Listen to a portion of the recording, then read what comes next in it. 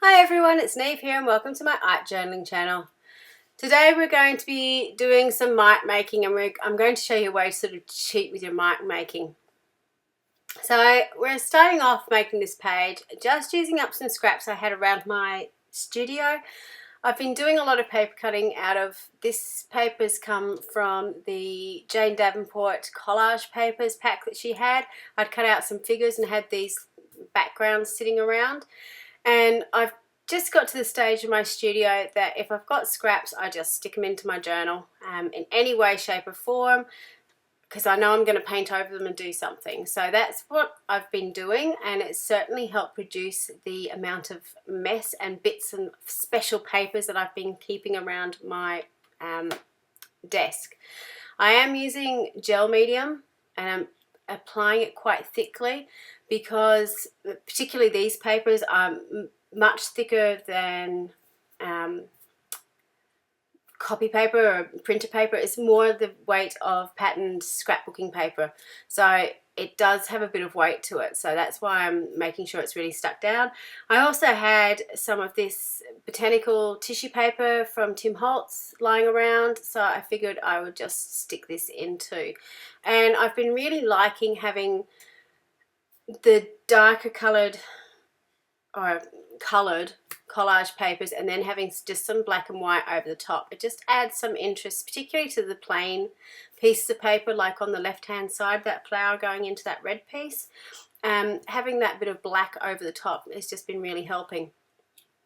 These bits of paper are again collage scraps that have been sitting around from something else I've cut out from a old diary that's been floating around, and I really like the colours on it, didn't want to waste it, so here it is going into my journal as well. So again, that's sort of a thicker paper, just like the Jane Davenport papers.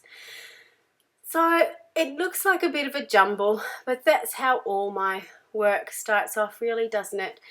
And just having these bits in the background and not thinking about where I'm going with it just makes me happy. So after I've done this, the second part of my process, usually when I'm doing collages like this, is to add some colour, whether that's with watercolours or watered down acrylics. But first, excuse me, I'm actually going in with some gold foil. So again, you can see this foil has been lying around my studio for a while, and I'm just pushing onto the page. Now what's happening is it's sticking where the gel medium is still dry, or still wet, sorry, or tacky. And just using a little bit of a scraper over the top to press it down, just to get as much off there as possible. So nothing really goes to waste, and that's what this whole page is about, was just, I'd been creating for so long and had so much stuff sitting around my desk.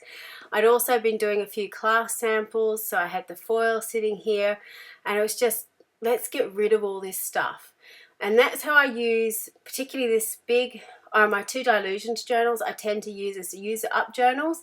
So anything I've got floating around, any paint I've got left over in my paintbrushes, collage pieces like this, the foils, I just chuck it into my journal to use for some way, shape or form. So once I've done that, then I add my colour. And the colour I'm using is the liquid acrylics from Finnabair.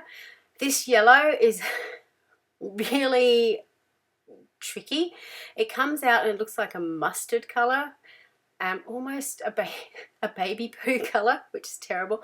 And when I first put it out, I thought, what have I bought? But when you actually spread it out, you get this beautiful bright yellow. So don't be fooled when you first put it out. Stick with it and you'll get a really nice surprise of what you've got in the end. So now I'm going in with the turquoise colour. Again, it comes out, it's really, really dark, but when you actually spread it out, it's quite a beautiful turquoise colour. The reason I like using the liquid acrylics over collage is they are quite translucent when you spread them out. So you can sort of still see the patterns in the background. I have kind of got rid of a lot of the colour, but particularly on pages like this, one of the reasons I do put colour over the entire page is to make it more uniform.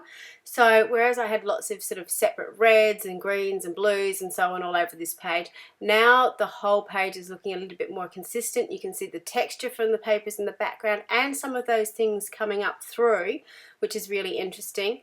But the whole page in itself kind of looks a little bit more consistent than it had in the past.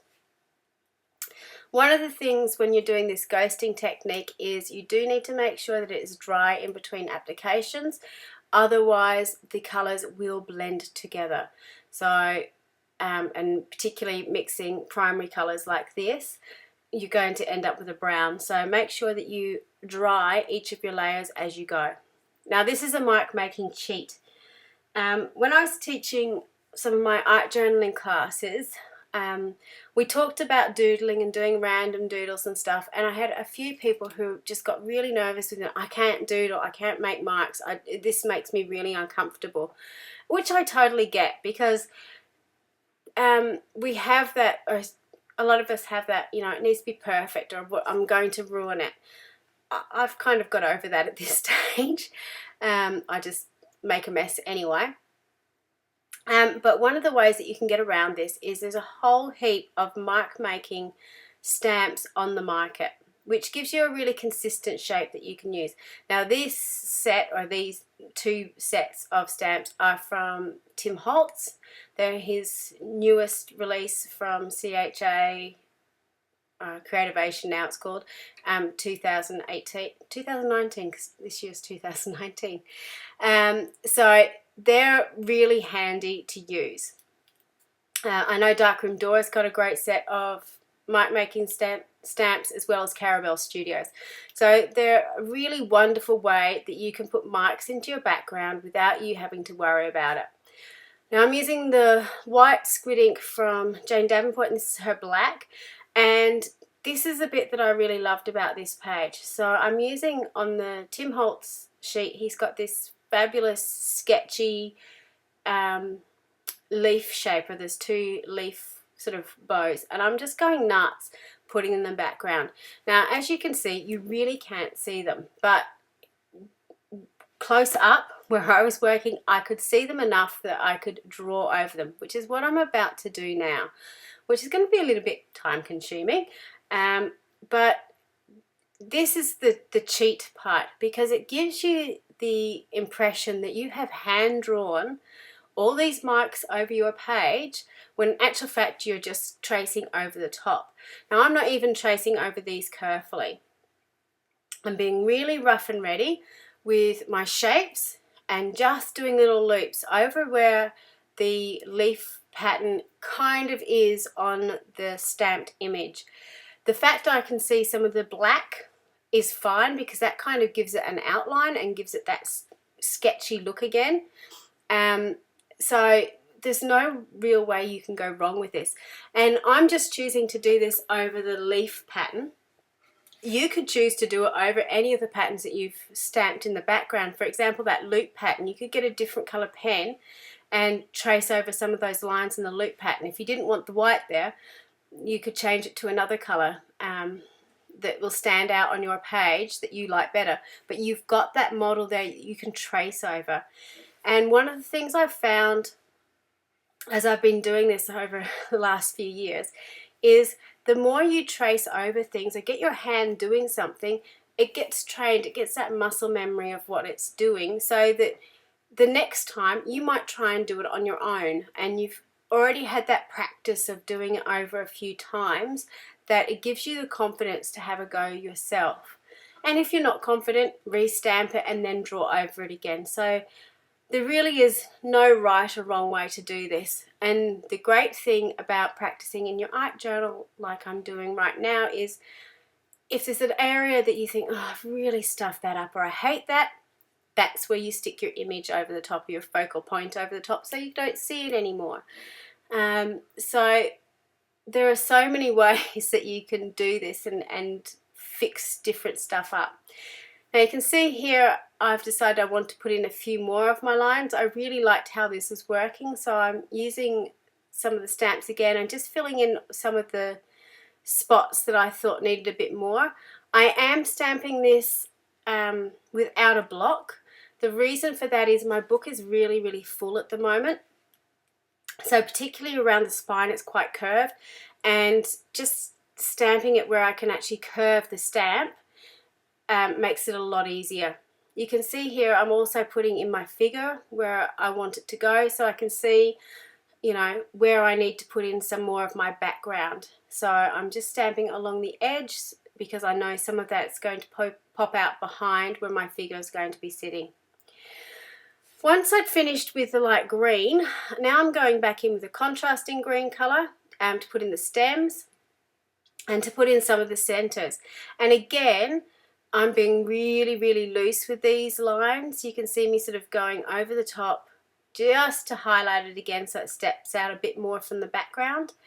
And just having those two colours on here just really helps pull it out from an already busy background. And again, it's just me tracing over what's already been there. So, you know, I don't have to think about this. This wasn't difficult to do, and you end up with something that I think myself I wouldn't have been confident to do. Even though I can sort of draw those leafy vine patterns, I don't think I would have been as confident to do it in the way that I was when I had that model there to trace over. So just going in and finishing off the pattern.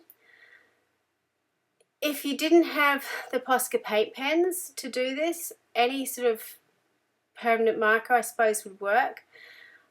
I like the Posca paint pens personally because you do get that beautiful opaque colour over the top. They are an acrylic based paint, so they do stand out from the background. So your background may not be as busy as mine, however, so maybe even just a Sharpie over the top would be fine. One of the final things I've done as well, just to bring some light back into the background, is to just dot randomly some white over the back and to go in and put in the stems with the white as well. And you can see just adding the white onto that page again helps pop it out from the background. And that's sort of, as you go along, you sort of see what you can do to help your page.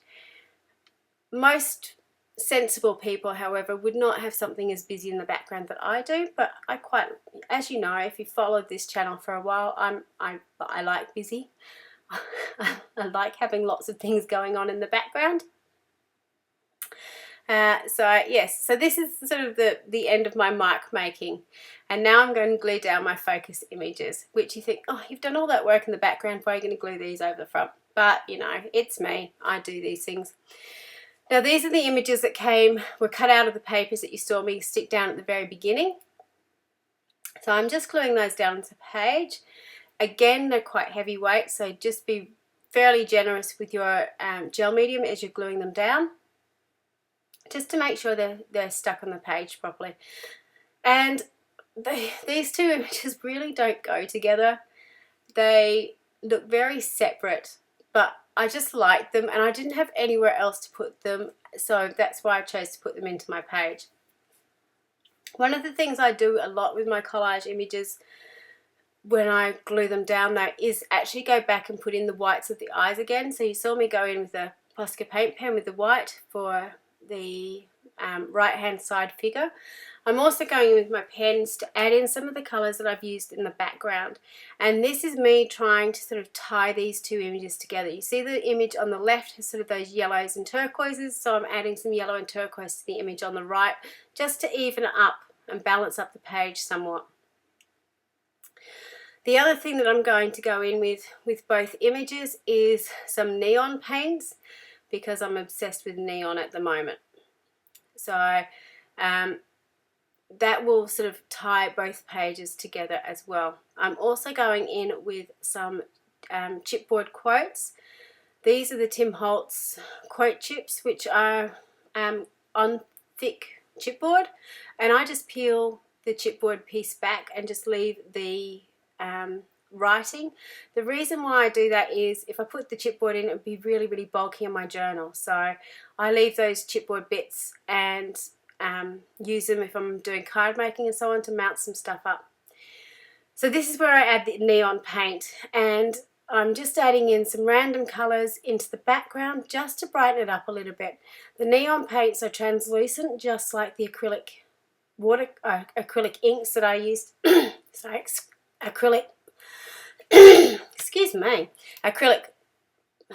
liquid acrylic paints that I used at the beginning. I'm getting tongue-tied.